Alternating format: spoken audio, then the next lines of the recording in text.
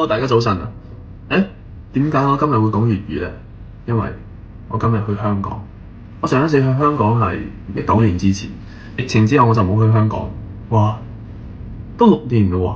我啱好返到廣東嘛，就想去香港都辦啲嘢玩下，玩一日咯。我一直喺度諗去香港食乜，因為好耐冇去啦。我就揾到近排比較火嘅一間拉麵店，聽講好似唔錯，但係咧好似唔平，都幾貴。不過咧，我哋中國人就係嚟都嚟啦，一齊去試下啦 ！Let's go！港仔出發睇今日呢一套港唔港仔呢？還好啊，還好。而家我打車去福田站，然之後呢坐高鐵去西九龍。而家去香港真係好快脆就到啦，好方便。之前呢，我哋都會坐巴士去過海關啊咁樣。而家好多香港人嚟深圳玩週末啊、逛街啊、買嘢啊咁樣，我會聽到好多人講粵語。之前深圳呢邊冇咩人講粵語，我覺得好開心咯。因為我希望大家可以多一啲去了解粵語文化多一啲，多啲講粵語。就算講得唔啱唔標準都多啲講，因為我自己都唔係好標準嗰種，但係咧要大膽啲，因為多啲講先可以講得越嚟越好嘛。就好似我喺北京或者喺其他地方，我聽到有人識講粵語，我會好開心，真係嗰種老鄉嘅感覺咯。以前其實冇咩感覺，而家越嚟越少，所以遇到識講粵語嘅人，我會覺得好有嗰種親切嘅感覺。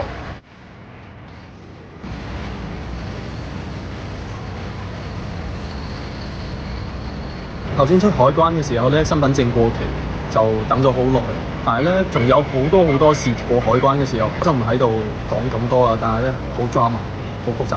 唔知大家有冇覺得就係、其實你一落到香港，有種港鐵嘅味道，港味，好神奇嗰種味道，就係專屬於香港嘅。哦，就喺呢度啊！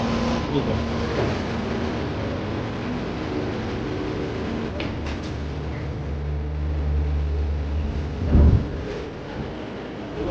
因為你要沿住呢條線，呢條紅色線就係單人，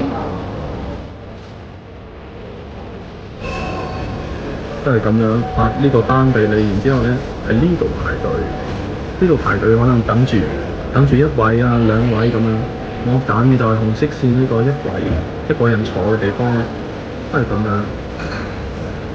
咁樣單人嘅位。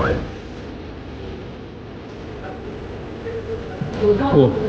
呢個生雞蛋嘅18蚊，雞蛋都比叉燒貴。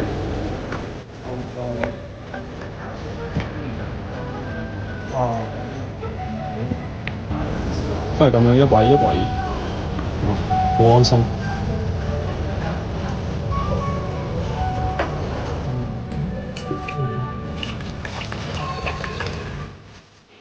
呢度揀套餐，揀你想要嘅口味。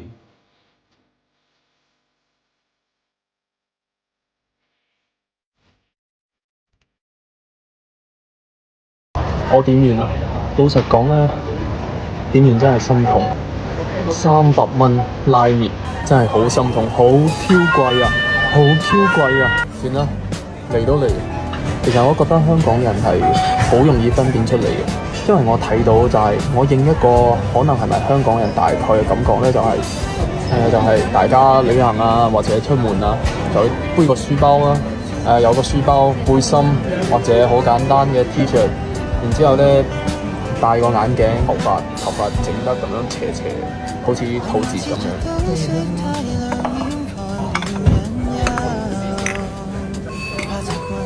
呢個應該係燒肉，呢個係叉燒，呢個係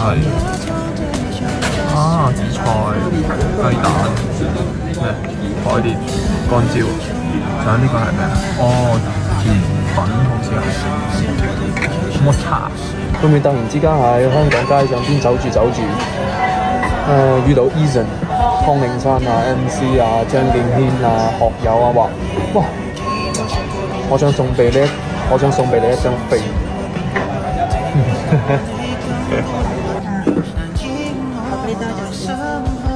哦，呢度冇紙巾，還好我自己有帶。好多人出街要自己帶紙巾啊，有紫菜。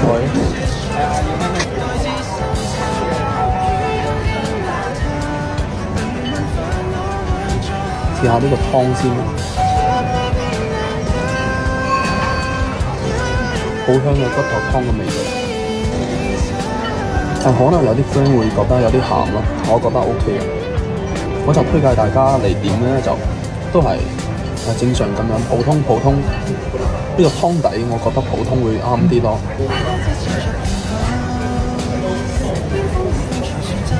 硬啲應該都好食。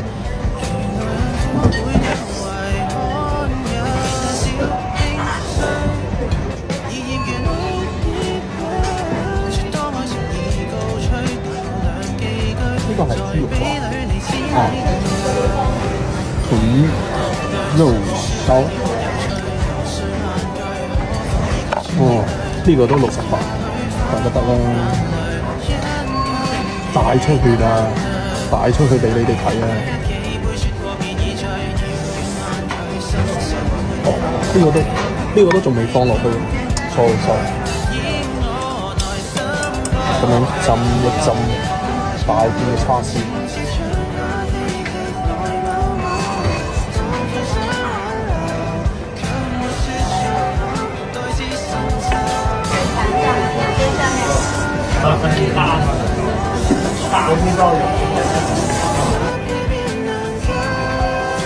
我覺得如果食到後邊會有啲鹹，其實日本嘅拉麵佢會濃啲，好濃好濃。但係呢一間店你揀普通嘅話就 OK 嘅。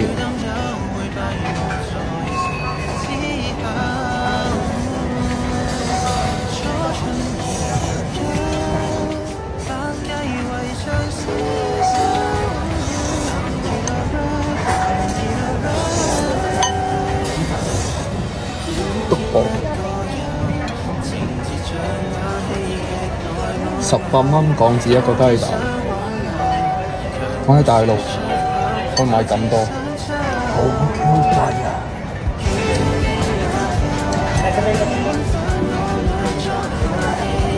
咁樣食一啖肉，一啖水，湯都飲埋佢。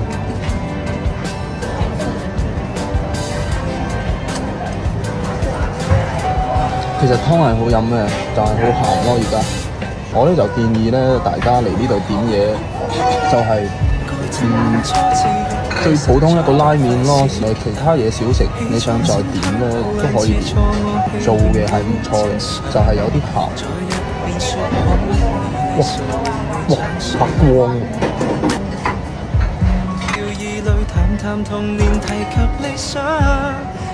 ！Share your opinion with us by scanning the QR code。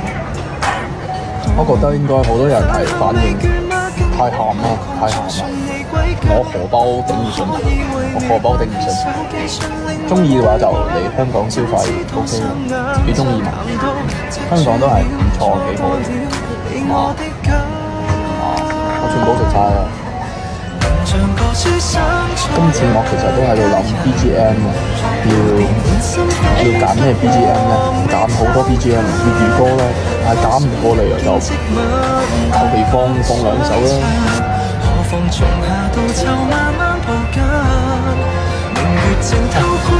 咁樣遮住其實光就好多。冇問題啊，唔通我要咁樣食飯？我咁樣撐住再食一啲啦。好，食晒。MC 張天賦，但係好奇怪，我冇睇到姜濤嘅，可能我唔喺市中心，所以冇睇到姜濤嘅海報咯。